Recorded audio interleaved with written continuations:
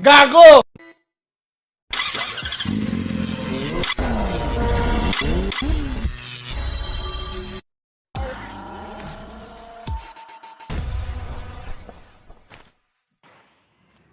So what's up again mga katots, and welcome back to my channel.